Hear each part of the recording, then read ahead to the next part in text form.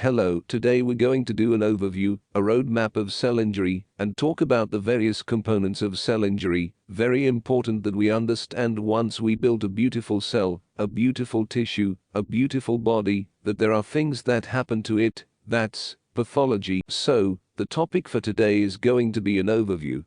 But in subsequent discussions, we're going to look at the various ways that injury can occur. That's the etiologies of injury. We're going to look at the specific components of a cell or tissue that get injured. That's the mechanisms of injury. We'll talk about how the body fights back, or how tissue fights back and adapts to injury and hopefully maintains viability. Then we'll look at the patterns of injury and cell death, and we'll be able to recognize when we say something has been injured, whether it's reversible or irreversible.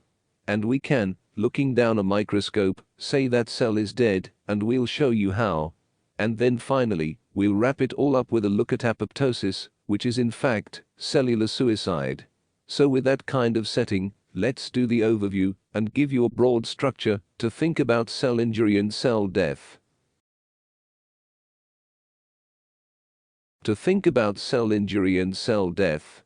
So life is like this.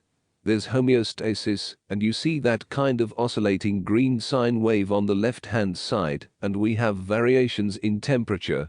We have variations in blood pressure, variations in pH, variations in nutrition, and we kind of our body and the tissues within it and the cells within the tissues respond and kind of go up and down in terms of their functional ability. And then life happens and you get injury, and I haven't specified with the injury, it's just injury of some sort. Say, for example, the heart now suddenly has to pump against a much higher pressure, hypertension. It responds by having much greater cellular mass, so we can pump better against that pressure, so it has increased activity. Let's take another injury. And we get decreased activity, so that if I make the heart, for example, again, a little bit ischemic, I cut off the blood supply a little bit, not enough to kill it, but diminish the blood supply. It will respond in turn by diminished contractility. But that's adaptation, okay? And hopefully when the injury goes away, we will return to normal homeostasis. That's the whole goal. We want to get back into that nice, kind of uniform middle zone, where we kind of just obsolete a little bit. So the stresses recede and we refer to baseline, and that's perfect. Okay, and general responses to injury are somewhere on this curve, and you may have permanently increased activity, or permanently slightly decreased activity, or you return to normal homeostasis. But somewhere in there, the body goes about its business and we continue living. Terrific, that's the goal. Except sometimes the injury is of such duration or such severity. The death occurs, and that is going to be necrosis. And I'm going to specifically talk about necrosis, as opposed to apoptosis. As I mentioned previously, necrosis is cellular homicide. Something happens to a cell. Something happens to a tissue, or to the body and that causes necrosis. So these are the variables in cell injury. First, nature of the injury, type, duration, severity. Then let's talk about the nature of the traumatized cell. It makes difference. Cells are not created equal, so the lineage makes a difference.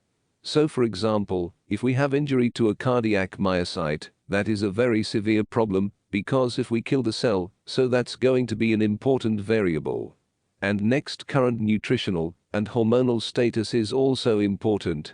And finally, the adaptability, the ability of the cell to respond. Now we're going to take a view of cell death. Later on we will discuss it in detail in next video. So, necrosis refers to a sequence of morphologic changes that follow cell death in living tissue. Apoptosis, this term has been used for a mechanism of cell death affecting single cells scattered in a population of healthy cells. Autolysis, it happens in the death, when the body dies, then all the tissues will begin to undergo varying degrees of autolysis.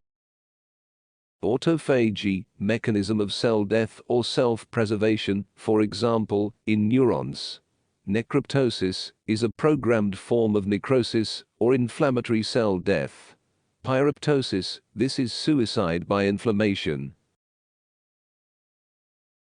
Thanks for watching. If you like my video, so hit the thumbs up and press the subscribe button. I will catch you guys in my next video.